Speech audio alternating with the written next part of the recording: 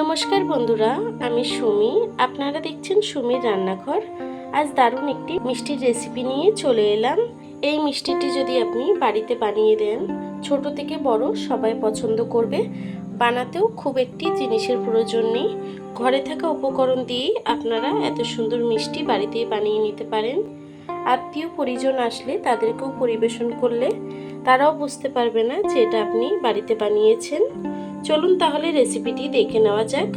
তার আগে আমার চ্যানেলটি যদি সাবস্ক্রাইব না করা থাকে, চ্যানেলটাকে সাবস্ক্রাইব করে পাশে থাকবেন। কতটি সফট হয়েছে একটি মিষ্টি আপনাদেরকে আমি কেটে দেখাচ্ছি। মিষ্টিটি আমি কেটে দেখাচ্ছি কতটা সফট হয়েছে। দেখুন কতটা সফট হয়েছে মিষ্টিটি। চলুন তাহলে রেসিপিটি শুরু করা যাক। মিষ্টিটি বানানোর জন্য প্রথমে লাগছে রুটি। আমি রুটিগুলো নিয়ে নিয়েছি। এখন সাইডটাকে কেটে নেব, সাইডের বর্ডারটাকে কেটে নেব।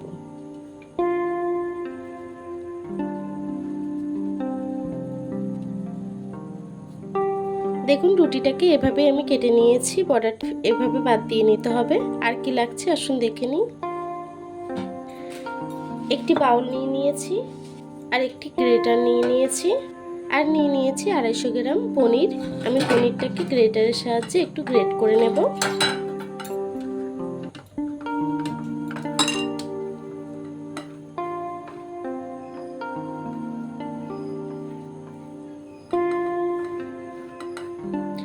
পনিরটাকে আমি গ্রেট করে নিয়েছি। পনিরটিকে সুন্দর করে গ্রেট করে নিয়েছি। চলুন তাহলে রান্নার দিকে চলে যাই। প্রথমে একটি কড়া বসিয়ে নিয়েছি। এখন আমি 1 কাপ দুধ দিয়ে দেব, 250 ml দুধ দিয়ে দেবো। ছোট কাপের হাফ কাপ চিনি দেবো। ওই ছোট কাপেরই হাফ কাপের একটু বেশি গুঁড়ো দুধ। দুধটাকে আমি খুব ভালো করে একটু জাল করে নেব। দুধটার মধ্যে দিয়ে দেবো 4টে এলাচ দানা, এতে গন্ধটা খুব সুন্দর আসে। দুধটাকে আমি কিছুক্ষণ জাল করে নিয়েছি। দুধটা কিন্তু ঘন হয়ে এসছে। এখন আমি দুধটাকে নামিয়ে নেব। ওই কড়াইটিকে আবারও বসিয়ে নিয়েছি। কড়াইতে দিয়ে দেবো বড় কাপের হাফ কাপ দুধ। আর যে পনিরটাকে আমি গ্রেট করে রেখেছিলাম সেই পনিরটাকে দিয়ে দেব।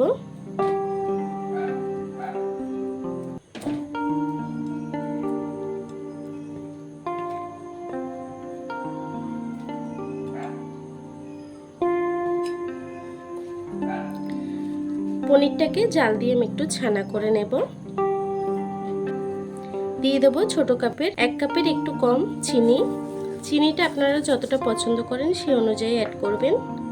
এখন সব কিছুকে আমি একটু জাল করে নেব। মিষ্টির যে পুরটা দেব সেটার জন্য আমি খিরসাটা বানাচ্ছি। এখন দিয়ে দেবো ছোট কাপের 1 কাপের একটু কম গুঁড়ো দুধ। খিরসাটাকে আমি কিছুক্ষণ জাল করে নেব। দেখুন আমার খিরসাটি কিন্তু হয়ে গেছে। এখন আমি গ্যাসটিকে বন্ধ করে দেব। এখন একটু নরম আছে, কিন্তু নামিয়ে রাখলে কিন্তু একটু শক্ত হয়ে আসবে, তাতে কোনো সমস্যা নয়। এখন আমি নামিয়ে নেব।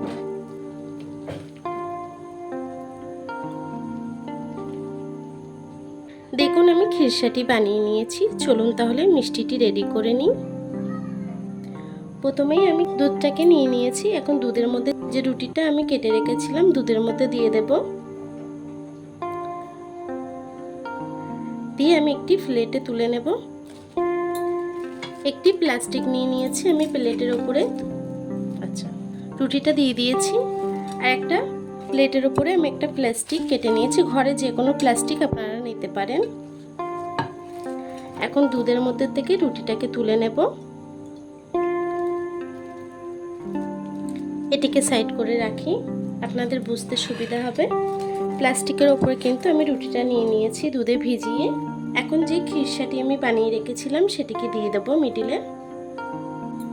এখন প্লাস্টিকটাকে আমি সাইড দিয়ে এভাবে ফোল্ড করে নেব।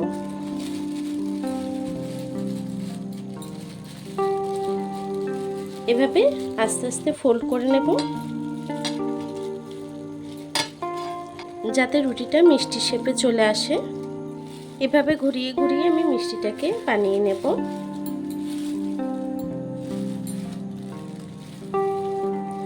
দেখুন একটি মিষ্টি কিন্তু আমার হয়ে গেছে। দেখুন কত সুন্দর হয়েছে মিষ্টিটি। এভাবেই মিষ্টিটাকে বানিয়ে নেব। আমি আবারও একটা রুটি দুধে ভিজিয়ে নিয়ে নিয়েছি। পুরটাকে দিয়ে দেব। আবারও প্লাস্টিক দিয়ে আমি সুন্দর করে মিষ্টিটাকে সেট করে নেব। এভাবে প্লাস্টিকটাকে ঘোরাবেন। খুব সহজ, আপনারা যখন বানাবেন খুব সহজেই কিন্তু এটিকে বানিয়ে নিতে পারবেন।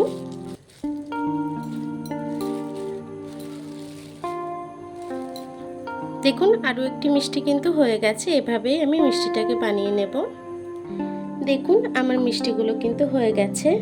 একদম দোকানের মতো আমি মিষ্টিগুলো বানিয়ে নিয়েছি। এখন এটাকে ডেকোরেশন করে নেব। যে দুধটাকে আমি জাল করে রেখেছিলাম সেই দুধটিকে আমি দিয়ে দেব। ওপর থেকে সেই দুধটিকে দিয়ে দেব।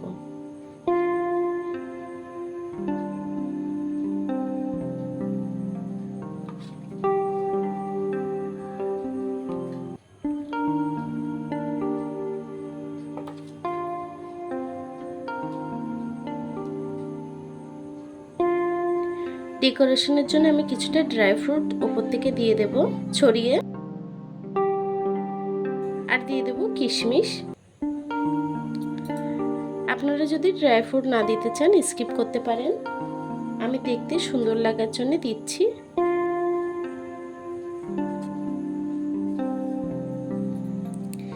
দেখুন বন্ধুরা, আমার মিষ্টিটি কিন্তু রেডি হয়ে গেছে।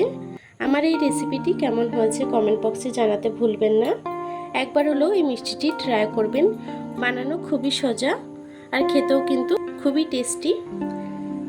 তো আমার এই রেসিপিটি কেমন হয়েছে কমেন্ট বক্সে জানাতে ভুলবেন না। রেসিপিটি যদি ভালো লেগে থাকে চ্যানেলটাকে সাবস্ক্রাইব করে পাশে থাকবেন।